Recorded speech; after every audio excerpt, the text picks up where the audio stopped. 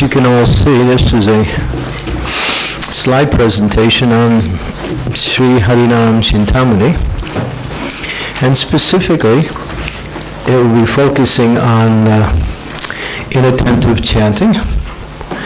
We heard a wonderful presentation by Janakinath Prabhu about some of the ways that we can become inattentive.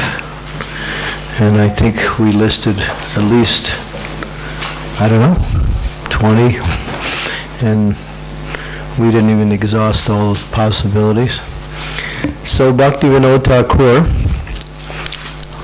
takes Srila Haridas Thakur's writings, and actually a discussion between Srila Haridas Thakur and Sri Chaitanya Mahaprabhu, and he presents them in this book, Sri Harinam Chintamani. Chintamani means the jewel, the crest jewel, the best, that which can fulfill all of desires once perfectly and completely. What is that? Krishna's name.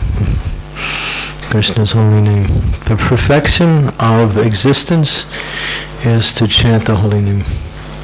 The success of everything we do centers around Krishna's holy name. And the goal of life is to chant Krishna's holy name.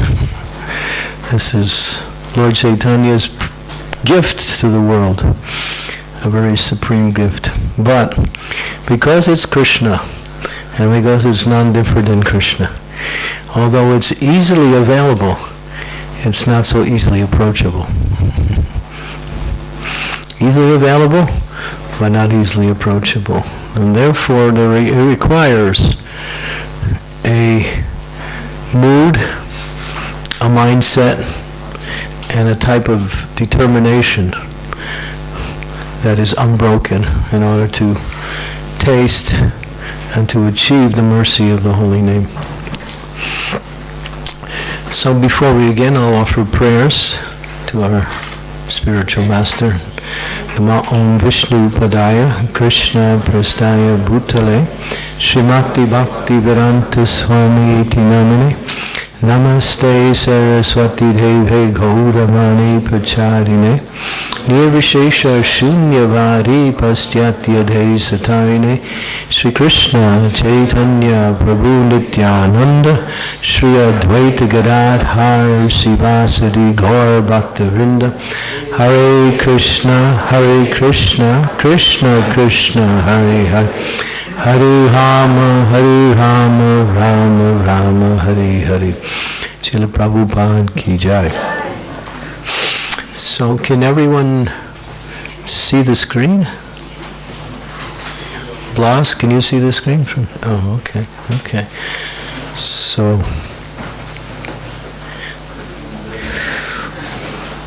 there's the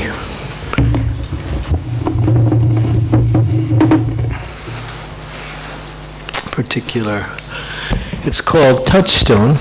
So Chintamani also means touchstone. So it actually exists. It's not something fictitious that sometimes people think a touchstone is fictitious. It actually is a real piece of paraphernalia it exists in the spiritual world, but sometimes it comes to the material world also. An actual stone that's a touchstone. Actually, Srila Sanatana Goswami had a touchstone. We know that story.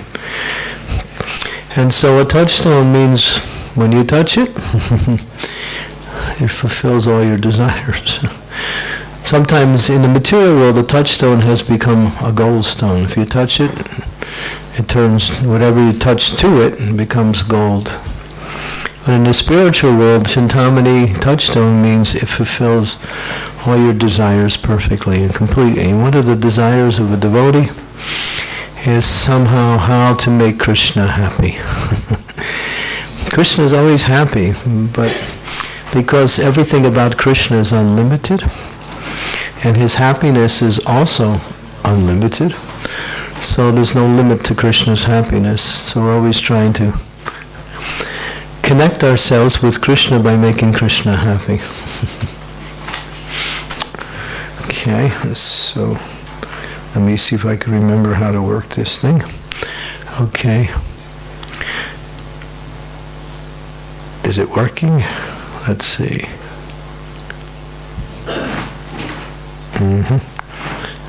Did they put the batteries in? Yeah. Okay. Doesn't seem to be working. On the top one? That's the laser. But then this one. This moves the slides. Computer? Okay. No go. It doesn't work from here.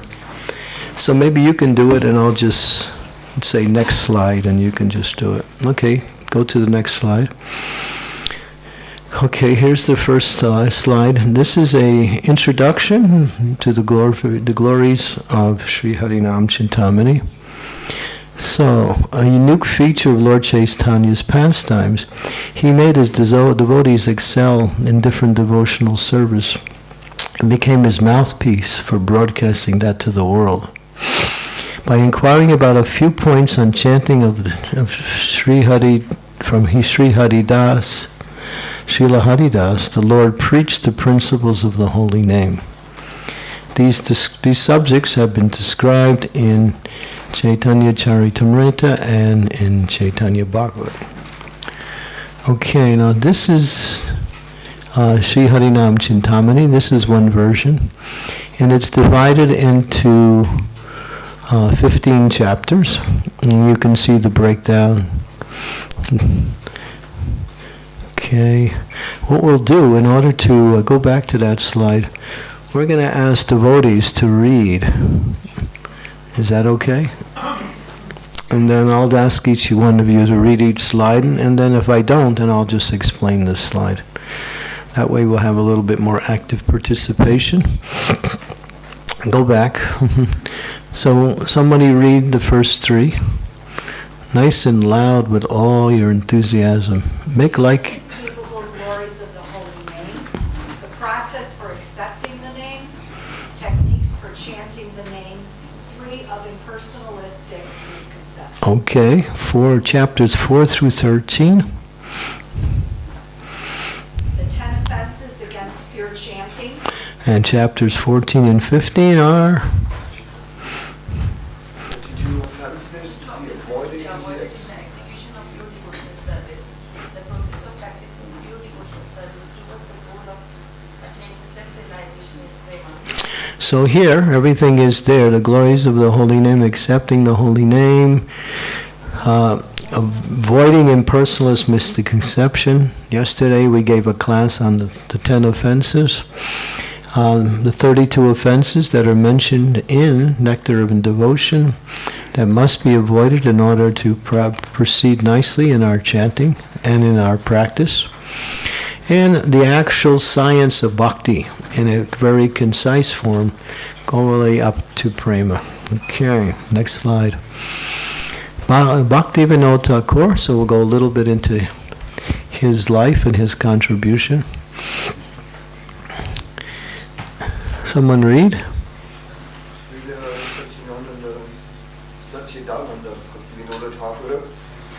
His writings have made the sacred teachings of Sri Chaitanya Mahaprabhu fully available to every modern reader in a form which carries irresistible conviction and devotion.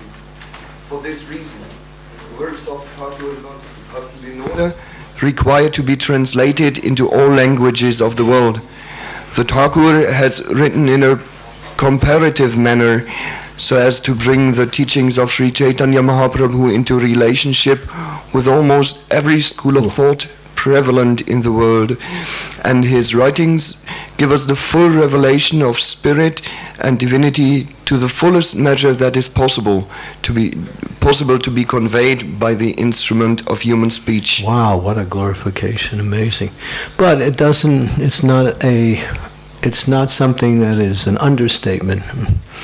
An overstatement. It is Bhakti Vinod Thakur's amazing qualities.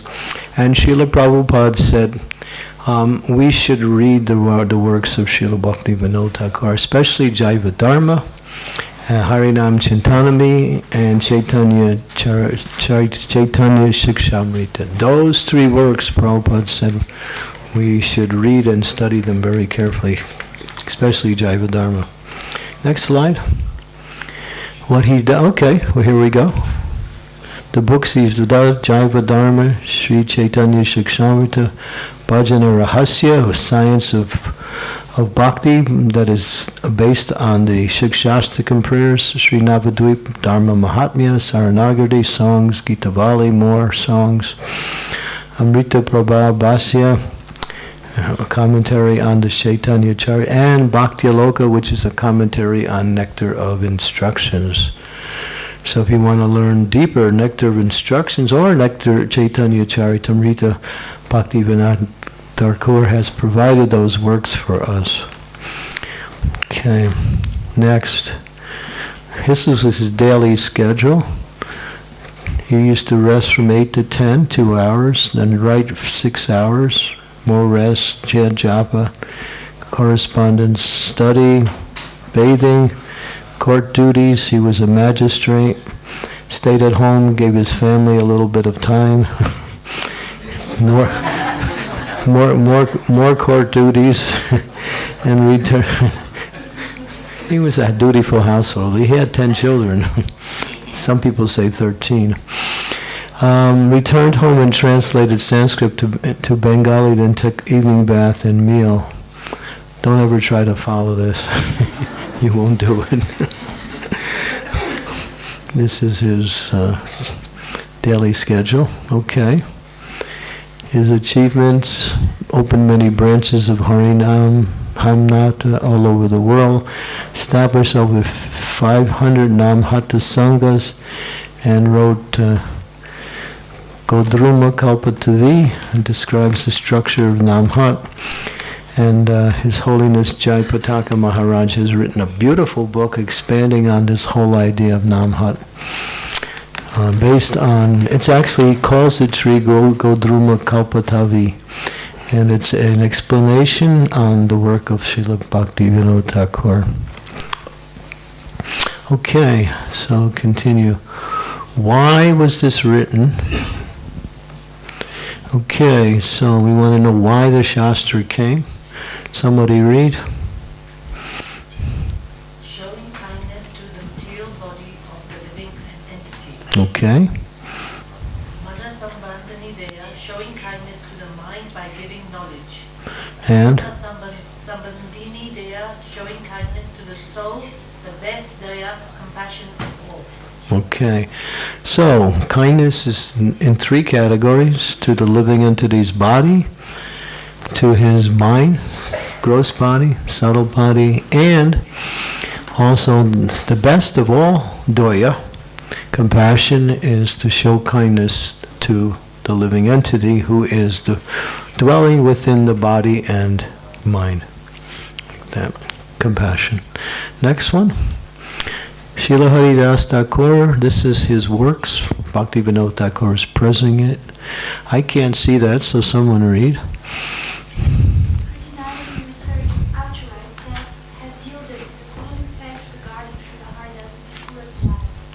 He was born into a Muslim family living in a village called Buda, near Rangrang's Bengal. At a very early age, his previous birth's spiritual proclivity began to regress. He took up devotional activities and without common family.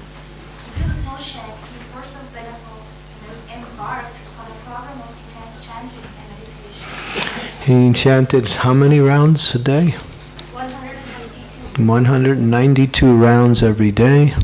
333,333 names of God. That was his daily vow. He chanted 100,000 names loudly, 100,000 names softly, 100,000 names silently.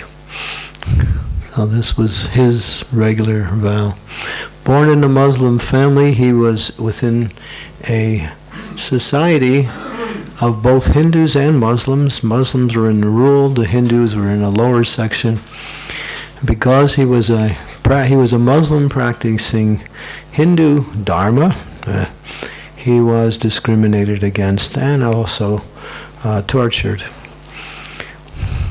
Okay, a little bit more.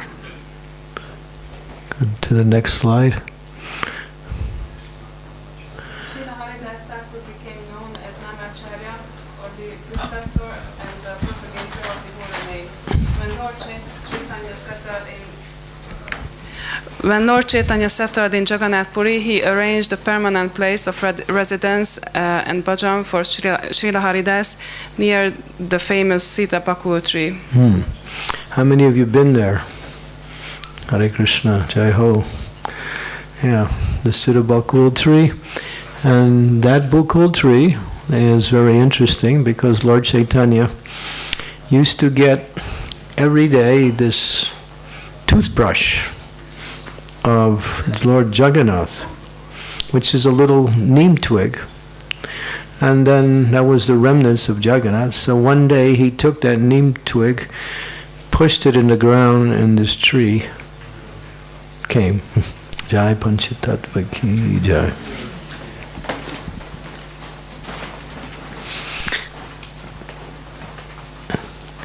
So, okay, next slide. About the holy name. Okay, this is the subject matter.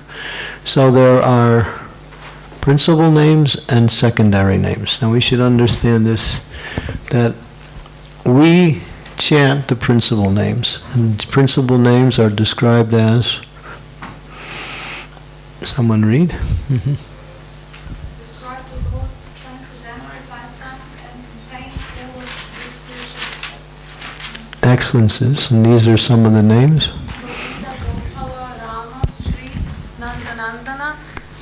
Radhanatha, Hari, Yashamati, Pramandana, Madana Mohana, Shyama Sundara, Madhava, Gopinatha, Vraja, Gopala, Rakshala, Yadava, etc. And what is the result?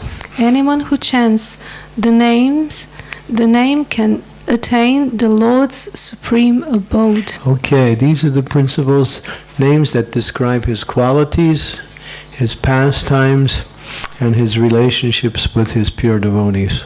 Okay? So we have the secondary names are? Describe the Lord's affiliation with the material energy. So he's creator, supersoul, the Brahman, maintainer, and annihilator of the world, Yagya, Swara, and Hara. Invoked by those pursuing the furtive activity and empirical knowledge and receive to results pretty. And I'm sorry, I cannot see properly. That's why I was not reading. Piety and salvation, but not Krishna Prem. Okay, so we don't chant the principal names, although we can sometimes indicate the Lord through these names. Okay, next, the word Krishna, coming from the Mahabharata, Yoda, Parva, Krishbu Vachanan Sabdan Nacha Nirviti Vacharaha Tayor Aikyam Param Brahma Krishna Itya Bidiyate. Okay, the word Krish is the attractive feature of the Lord's existence, and Na means spiritual pleasure. When the verb Krish is added to the affix Na, it becomes Krishna, which is the absolute truth. So there's the origin in Shastra. At least there's the reference in Shastra. The name has no origin. It's just a reference to give us some understanding. So that's from the Mahabharata. Next, the word Rama. Ramati yoginam nante satyananda chiranami iti Rama pade naso param brahma vidiyate. The supreme absolute truth is called Rama because the transcendental pleasure takes place in the unlimited true pleasure of spiritual existence. So everyone wants pleasure, But real pleasure is found on the spiritual world, in the spiritual world, and it is embodied in the name Rama. So sometimes we say Balarama. He takes great pleasure in using strength, like that. Okay, the origin of, and the word Hare, Hare, the vocative form of addressing, that means calling. It's Hari, Krishna, and Hare is Radharani. So Hare is actually Srimati Radharani. Okay, we all know that. Okay, next. This is a beautiful verse from Ananta. Among the ways of executing devotional service, the 9 prescribed methods are the best. For these processes have great potency, deliver Krishna and the ecstatic love for him. Now, out of the 9 processes of devotion, the most important is to chant the holy name of the Lord. If one does so, avoiding the 10 offenses, one can easily obtain valuable love of God. So, although there are 9 angas, and each of the angas are a anga of bhakti, but in this age, the anga, or the principle of chanting the holy name, must be accompany, the other 9 must accompany this particular anga. If it doesn't, then one will not get the benefit of the other angas. Full benefit. Okay, so the holy name is there. Somebody read this one. The holy name of Krishna is transcendently blissful. It bestows all spiritual benedictions, for it is Krishna himself, the reservoir of all pleasure. Krishna's name is complete, and it is the form of all transcendental mellows. It is not a material name, and under any condition, it is no less powerful than Krishna himself. Since Krishna's name is not contaminated by the material qualities, there is no question of being involved with Maya. Krishna's name is always liberated and spiritual. It is never conditioned by the laws of material nature. This is because the name of Krishna and Krishna himself are identical. This is a very powerful and foundational verse that describes the essence of Krishna's name. Never touches the material world, completely transcendental. It is pure, it is non-different, it is liberated. It is Krishna himself. It is never anything but Krishna himself. So, this is a very... Okay, next person get ready to read, whoever you are. Brihad Vishnu Sahasranama Stotra from Padma Puran. Rama Rameti Rameti Rame Rame Rame Rame Manorame Sahasranama Bhistulyam Ramanama Varanane. Lord Shiva addressed his wife Durga. O Varanana, I chant the holy name of Ram, Ram, Ram, and thus enjoy this beautiful sound. This holy name of Ramachandra is equal to 1,000 holy names of Lord Vishnu. Next slide. Okay. Next.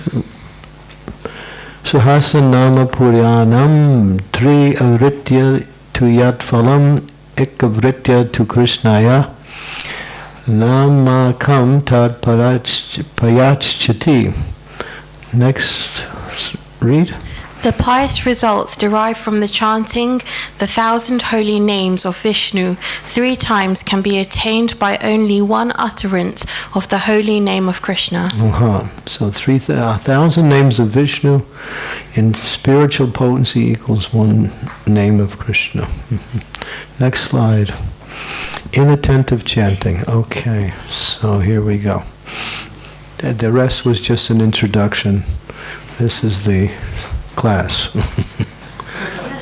Okay. Is there anybody that has that problem? No, nobody does. Anyway, we'll just go through it just for revision. Just nobody has that problem. Okay. This is from Harinam Chintamani. Someone read. One may carefully avoid all other nama-paradas, yet still not experience the ecstasy of the pure name. Why? Next verse. It is also an offense to be inattentive while chanting, the 11th offense. The 11th, or the additional offense. Next one. Negligent chanting sows the seeds of anathas which soon fructify. Okay, so there are devotees that I know of, and who have been chanting for 10, 20 years and are still chanting inattentively. And they can't really make any progress. Why? Because of that inattentive chanting, and it says here, it plants seeds that bring about greater blockages in our spiritual life, or anarthas. Artha means that which is wanted, that which is auspicious, that which is desirable. Anartha means inauspicious, undesirable, must be avoided. So Bhaktivinoda Thakur describes the 11th offense. If you avoid the 11th offense, you will avoid the tendency to avoid the other 10 offenses becomes manifest. If you don't, then the other 10 offenses can easily be offended, and the other 10 principles can easily become, in other words, you will commit other offenses. So that's why Bhaktivinoda Thakur said, we must put our attention here if we really want to make progress in spiritual life. Sometimes we think, what should I do? Should I just eat less, sleep less? Should I just be nicer to everybody more? What should I do to make progress? These things are nice. Should I pay my obeisances longer? What should I do? Should I make sure my tilak is nicer? Make sure my dhoti is in the right position? What should I do to make progress in spiritual life? Here you go. Attentive chanting. This is foundational to all our success in spiritual life. Okay, next. Inattentiveness and negligence are synonymous. Why is negligent chanting the root cause of other offenses? Why? Okay, so go on. Here's a little image here. Get the picture? A friend you haven't seen for a long time invites you over to their house so you can catch up. You excitedly rush over only to find yourself completely ignored while they do something less important. List some emotions you would be experiencing. Okay, that's an exercise. Put yourself in a similar situation. How would you feel? You invited someone to be with, and then they want to do something else, and so. Disappointed. Good. Happy. Huh? Very happy. Happy? Okay. Maybe, hopefully happy that maybe it'll change. Okay, thank you. Frustrated. Hurt. Something else? Angry. Unwanted. You feel unwanted. Yeah, these are all negative feelings that come when something apparently was going to be nice but became something not nice or opposite. So there is some hope of some pleasure, some exchange, and the opposite comes. And so these are some of the feelings. Okay, so you have to understand this is the idea of inattentive chanting. You're calling Krishna, and then you ignore him. Okay. Next. Okay. Consequences of inattentive chanting. Someone read? People are naturally attached to material things. Their memories are absorbed in matter. On the one hand, someone chants the holy name, but his mind and attention are far away from his chanting. Even if he chants 100,000 holy names on his mala, not a drop of taste for the Lord's name is produced in his heart. This is a vivid example of inattentive chanting and its result. It is difficult to restrain the heart of a materialist from such offenses. Okay. You got the picture? So much chanting, so much endeavor, not a drop of taste. Next. Okay, now we're going into the different types of inattention. So Bhaktivinoda Thakur, being a spiritual scientist, has carefully analyzed inattention and divided it into 3 aspects. And they are called, read the Sanskrit also.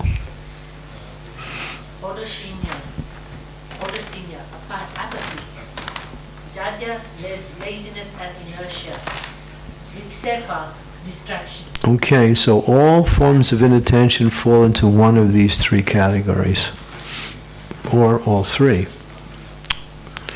So, aldakshina, apathy. That means no enthusiasm, lackadaisical. Another word is used as lackadaisical. Routine, mechanical, just trying to get it done. Really, not really trying to meet Krishna in the holy name, not trying to purify the heart, not trying to please Krishna. Jadya, lazy, inertia. Sometimes it's mentioned sleep. It's similar to aldakshina, but jadya means more or less, one is just sleepy. And they can't stay awake. They somehow, you've seen that in our temples, Hare Krishna, Krishna Krishna, Hare Hare, Hare Rama, Rama Rama, Rama Rama, Rama Rama,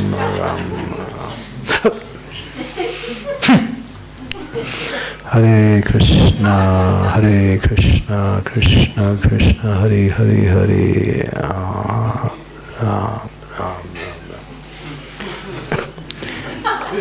Why did you do that? You're sleeping. No, I'm not. Anyway, it's just like, we even deny it. Okay, so vikshepa, distraction. Everyone knows what that is. Thinking about other things. But it doesn't really say thinking about Krishna consciousness in a different way. It says thinking about material things. You have to go shopping. The husband forgot to give you the money for the groceries. All kinds of material things, whatever, planning or lamenting about what happened in the past, problem solving. We talked about that last night. Trying to solve some problems while you're chanting, because problems do arise. Right? We understand that sometimes the problem is not there until you start chanting. And what happens? The mind starts to dwell on those things that it's kind of harboring on the unconscious. And then the unconscious brings it to the conscious level because of the chanting. And then we try to solve these problems. And what we do is go back and forth, debating with our mind, arguing with our mind, coming up with solutions, canceling those solutions, going into another solution, and at the end saying, forget it. Because you can't solve it in your mind. You have to remember, you cannot solve your problems in your mind. You can write it down if you feel like there's something important to be remembered later. Go back to it later. You can do that, but don't make that a program for your japa to solve your problems. Okay, so vikshepa is distraction, and then we also have getting us distracted by the external environment. Chanting, sitting with a focused attention, keeping the eyes half open or alternating open and closed eyes is the recommended means for positioning yourself, keeping the back straight. But sometimes the devotee wants to walk around, feels in the need to chant by walking, that is okay. Sometimes sleepiness is overcome by walking. We do that. But what happens? The tendency to look around or get distracted by the external environment comes. So one of the things I would highly recommend, maybe it's somewhat unavoidable for some of you, is don't chant in the place where you do your day-to-day activities, because you're starting to see the paraphernalia that reminds you of what you have to do throughout the day, and then the mind starts dwelling on these and gets distracted. There is no alternative for chanting. Chanting means full concentration. You can't do other things and expect to get benefit. Kind of chanting means you can walk around, but we recommend, and this is highly recommended, you look at the floor when you're walking. There's nothing to see down there, generally. Okay, next one. Symptoms of unattentive chanting. Okay, so these are the symptoms of each of the categories. Someone can read. For Aldakshina apathy. On the one hand, someone chants the holy name, but his mind and attention are far away from his chanting.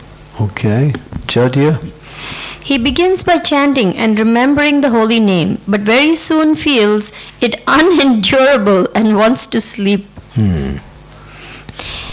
One is distracted with other things all around him. Okay, so there's the symptoms of this unattentive chanting. Any questions about that? Yes. Is it alright to keep one's eyes closed and see, the form of the Lord, Or think of Srila Prabhupada and remember his murti form, because most of the times I tend to keep my eyes closed when chanting. When you keep your eyes closed, the thoughts of the mind speed up. When you keep your eyes open, they slow down, because generally that's true. So if you can focus your concentration on something, the form of the Lord, then that's nice. But Srila Prabhupada makes a statement in the Bhagavatam where he says that when you're clearly chanting the holy name, the Lord's form will automatically appear without separate endeavor. So he makes that point that when you're chanting nicely, the form will appear. But if you try to surreptitiously or superimplant the form of the Lord in your mind, you may hold it for a little while, but it'll go in and out. When the Lord actually comes automatically, then you can absorb yourself.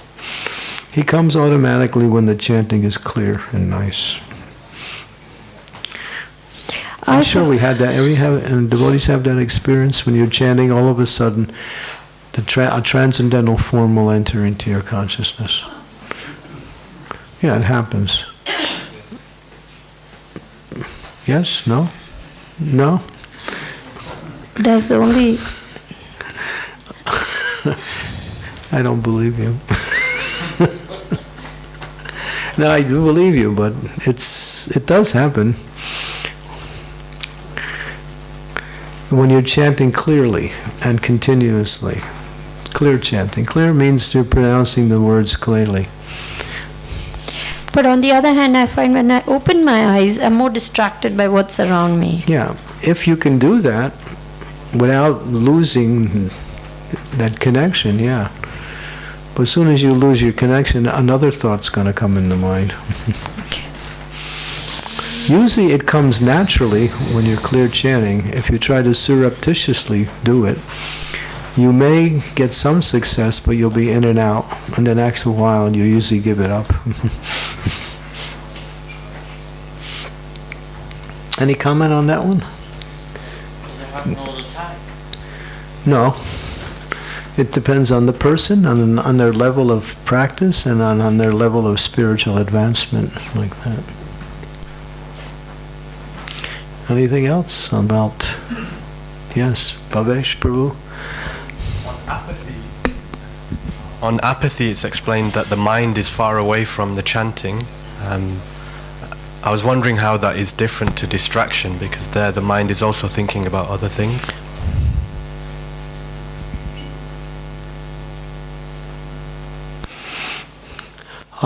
Distraction seems to be, focusing on something material. Here is just a wandering mind.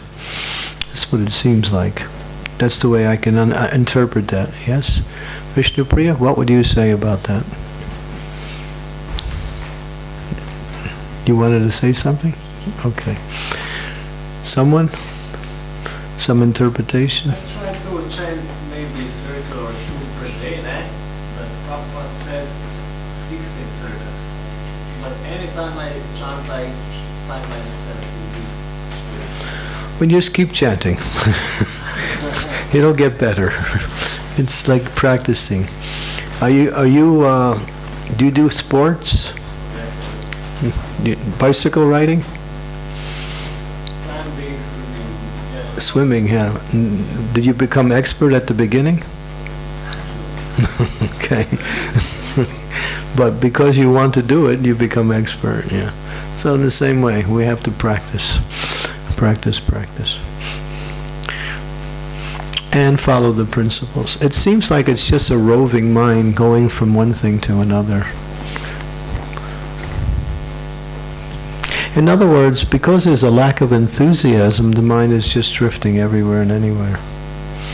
Sometimes there's nothing in the mind. It's just roving, going from place to place. Here, it's more like focusing on something that is of a nature of something material. And in Harinam Chintamani,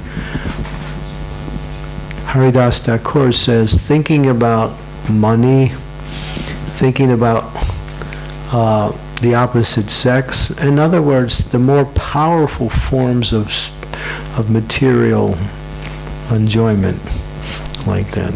Thinking about success in one's life,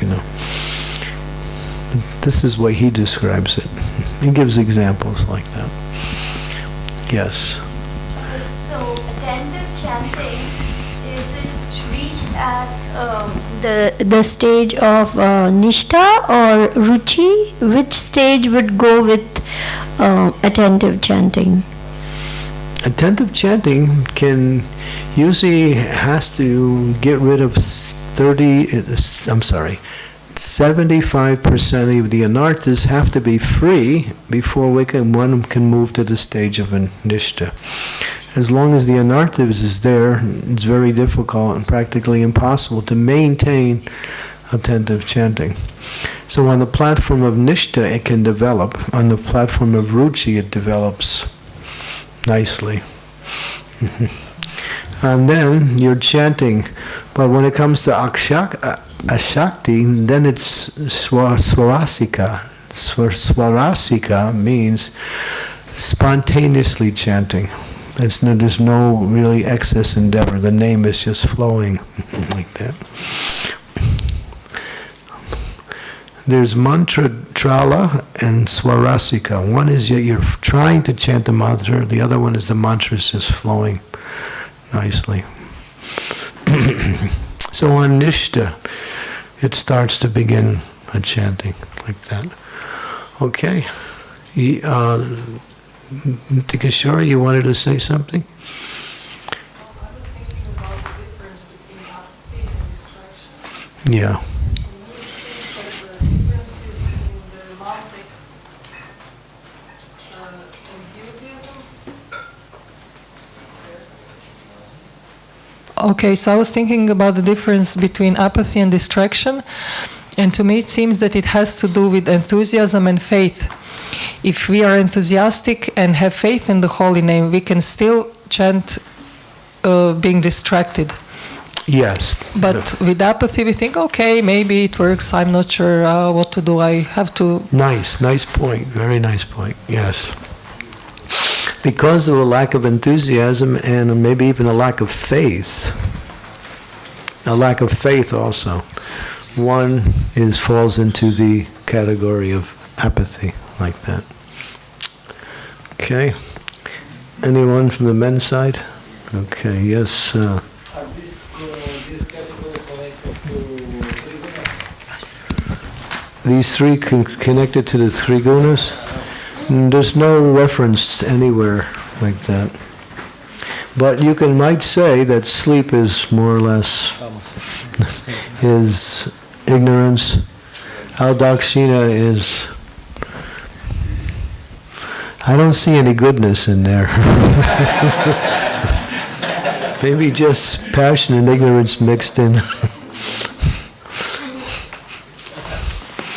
Okay. Any more questions? Yes, Nuria. Yeah, give her the microphone. Her voice is very soft.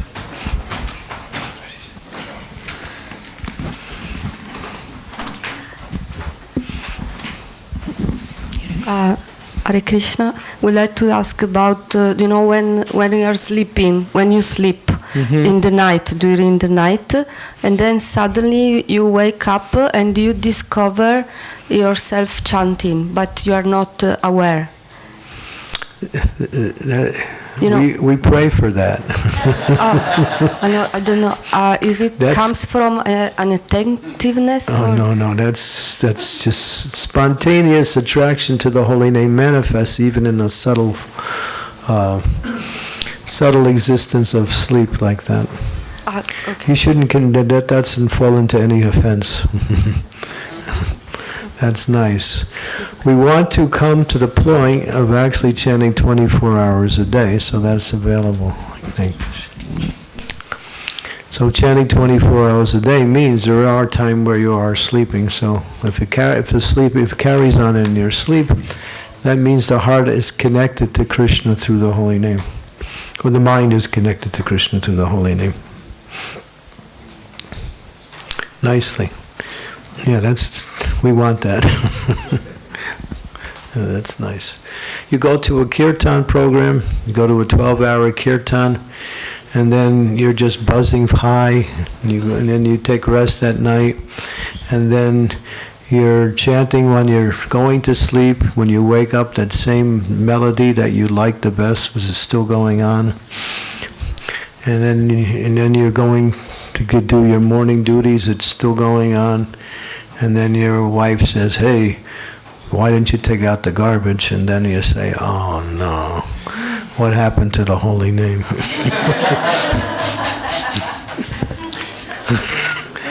Something like that, anyway. In other words, there's some distraction that comes up.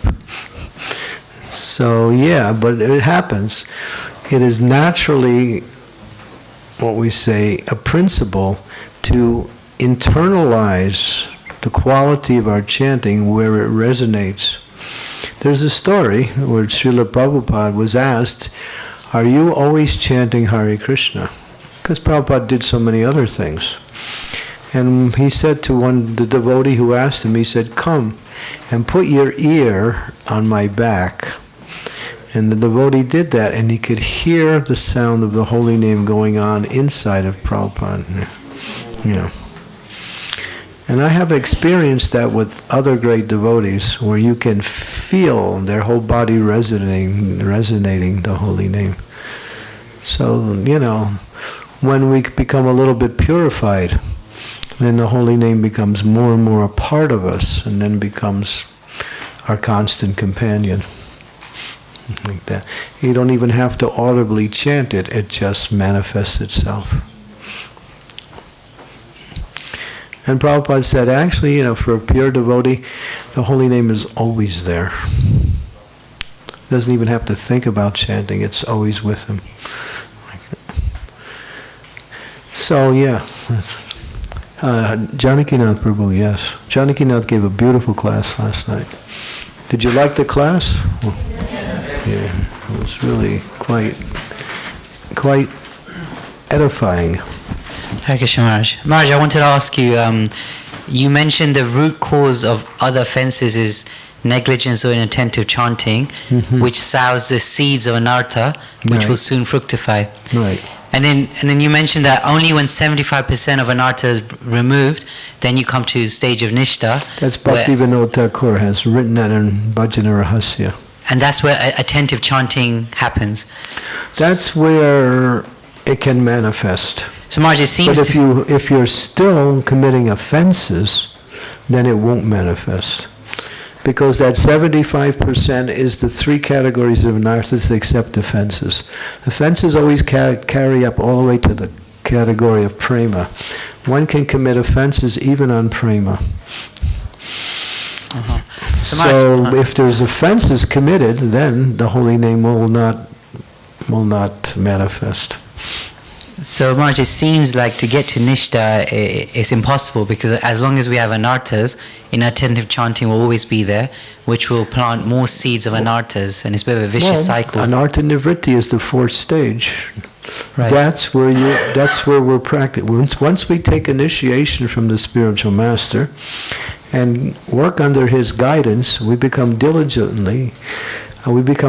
in following the instructions and start to understand how to apply the instructions to overcome the blockages in our Krishna consciousness. So that's part of our prarabdha karma, which manifests day to day. So then as we manifest it, that's being manifested, and we work on that. And then when you get through 75%, when you destroy 75% of your anarthas, you move solidly to Nishta. You're fixed on that platform. So most of us, I don't want to sound critical, but most of us are struggling with anartha nivritti. It's the big platform, like that. But once you get to Nishta means you can still fall down, but you won't give up devotional service. And in Anartha Nivritti stage, you can also give up Krishna consciousness because of the tendency to be unable to remove the anarthas, or what we say, attached to material desires and still doesn't want to give up these material desires, or cannot give them up because of lack of accepting the mercy of the Lord. Sure. So these things are there. So yeah, you can come to attentive chanting on Nishta platform, but you could also lose it if you commit offenses. So anarthas, Maharaj, you're going to be doing inattentive chanting, but working under the guidance of the spiritual master.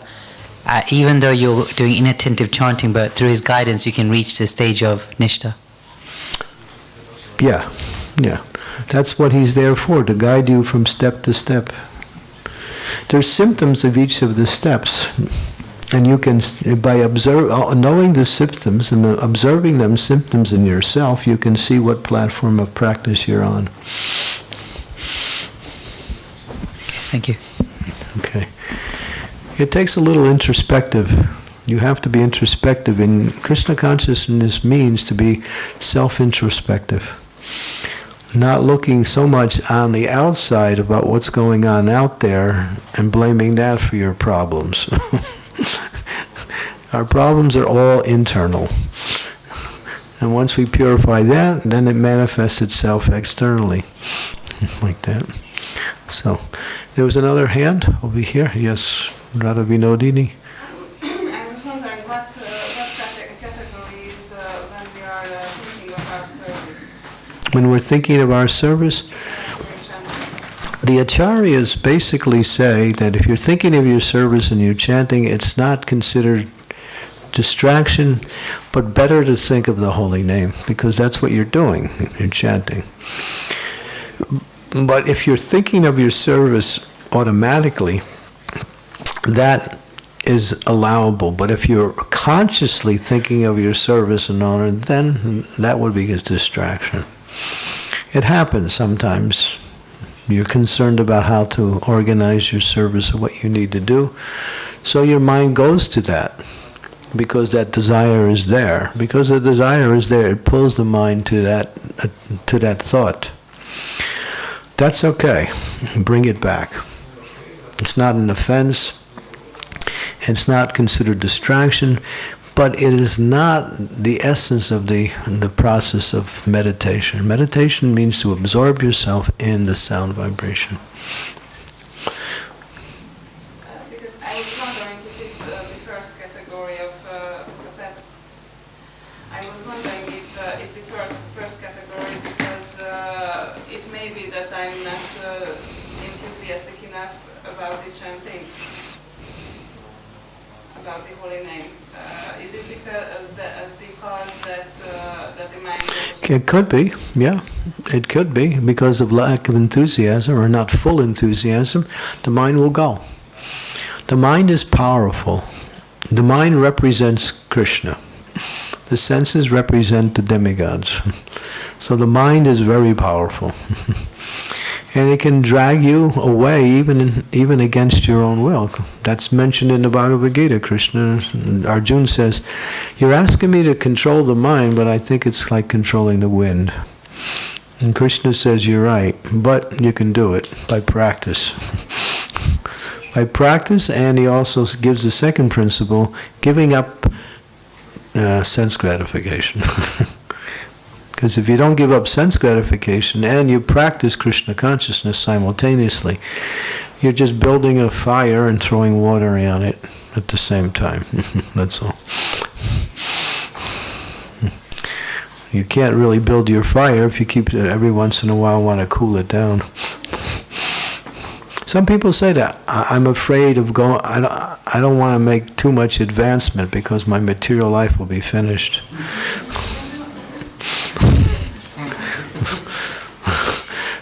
Krishna, here's my list. You check it out. These are the things I don't want, and these are the things you shouldn't mess around with, because these are the ones I'm going to keep. So don't take those away, please. Krishna says, I think this one is for Vishnu. I'll give it to Vishnu. Vishnu says, I'll give it to Indra. So, in other words, you can't bargain with the idea that I'm going to make so much advancement, but not more than that.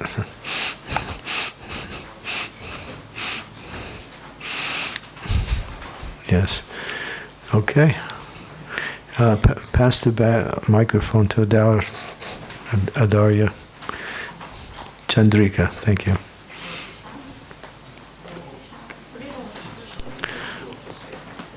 You have to chant purely before it works. Okay. Hare Krishna. There you go. To chant attentively, Prabhupada said, like simple, just chant like a child cries for her mother, sincerely. That's the mood of chanting. Yes, that means that if I will chant like this, it is like helpless mood. My mood will be like helpless. But how to be in that mood when I see on the other hand Krishna helps me so much in my life? How to feel myself helpless if He's I know... helping you because you're helpless. As soon as you give up your helplessness, he stops helping you. But I cannot stay in that mood to be helpless. You have to do something. You take his mercy and be successful in your execution of activities within devotional service within your life. But you'd always remember, behind your enthusiasm, your endeavor, your ability is Krishna's mercy. If you forget that, then you, after some time, not right away, Krishna will withdraw that mercy. So you always have to check in and remember that the thing is, we are helpless because even if we're having some apparent success in life, material energy is right there. Anytime anything can be finished, death can come at any second. Calamities can come at any moment. Prabhupada said, we're walking through this park here in Denver, Colorado, very nice park. He was with his devotees' morning walk. Looks very nice. He said, at any minute it can be a blazing fire and all destroyed. Material world doesn't give you any warning sometimes. So that way, with that understanding that you're always in a position of need, then you can always be in a position of helplessness. So it's a mindset. The mood may come and go according to, how much you're practicing that mindset. But if you understand that that's important, then at different times you'll be in that mindset. Krishna, save me. Krishna, I have to do this project. Without your mercy, how can I become successful? I want to get this job. How can I, In other words, always dependent on Krishna in every situation. That's what it means to be helpless. It doesn't mean not to act. Arjuna had a fight, but Krishna says, fight for the sake of fighting, not considered happiness and distress, loss or gain, victory, defeat, but fight for me.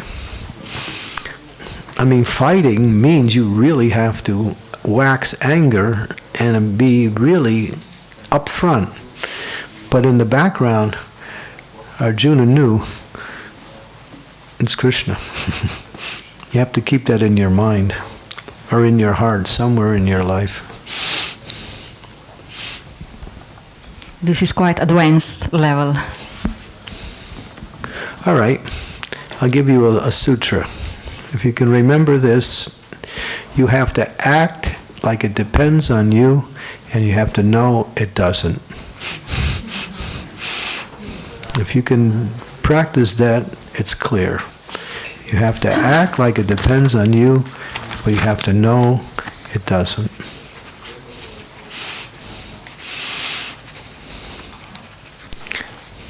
That's detachment. That's detachment. Okay, next slide. Examples of inattentive chanting. Okay, here you go. Okay, somebody read. Driving japa, newspaper japa, sightseeing japa, radar japa, prajalpa japa, machine gun japa, cell phone japa, sleeping japa. Read that one. Read this one again. Cell phone japa. Again. Cell phone japa. One more time. Cell phone japa. Okay. Sleeping japa, shopping japa, Facebook japa. Oh yeah, this last one too. My red light decided to quit. He burnt out on cell phone japa. I guess I committed an offense to this thing. So yeah, so here's our friend over there.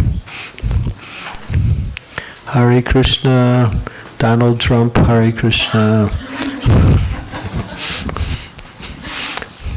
Yeah, so various types of... Do we have any experiences in our life of any of these? Okay. Please try to avoid it. Anybody want to talk about any one of them? Machine gun japa. Hare Krishna, Hare Krishna, Ram.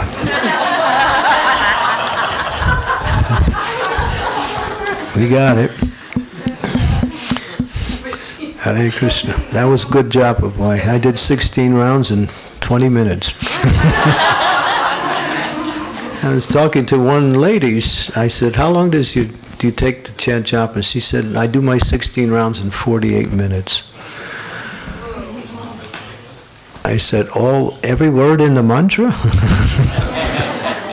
She didn't want to argue with me. She said, this is what I do. I said, I pay my obeisances.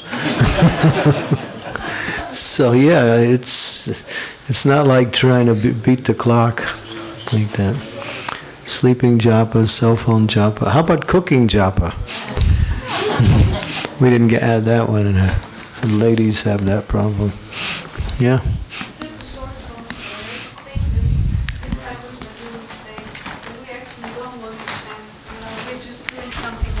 What is more, I don't know, acceptable for the mind, whatever this is, driving japa, Facebook japa, it means that sincerely we don't want to chant.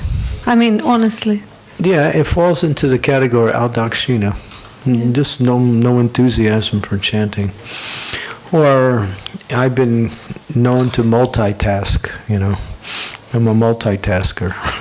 So I add japa to whatever else I do. But Krishna is not there. He has to be the complete focus. And you won't get any benefit. You'll get benefit from them. You know, when you split your japa with any of these, you generally don't get the benefit of any of it. It's like sometimes we say, if you give up the spiritual for the material, you lose both. If you give up the spiritual in order to gain in the material, you lose both because you can't keep anything material. So in the same way, when you try to split your japa, you don't really get the benefit of either of the activity. And then you also commit offenses. Also, when Mataji Udarya Chandrika mentioned that we should chant like child crying for a mother, it also reminded me, you know, sometimes you see little children, they just want their mother. You want to distract them with other things. You offer them this, that, but no, they are crying out like crazy to get the mother. So actually we should really only want Krishna. Well, that analogy is used that only when the mother comes is the baby satisfied. Even if some other lady holds the baby still, I mean, it's not the same. Okay, yes. Yes. What is that one? Radar japa? Hare Krishna, Krishna Krishna, Hare Hare, Hare Ram, Hare Ram, Ram Ram, Hare Hare. Hare Krishna, Krishna. She's wearing that same sari again. Hare Krishna, Krishna Krishna, Hare Hare, Hare Ram, Hare Ram. In other words, scanning the environment. Don't miss anything in the environment. You got it? Right?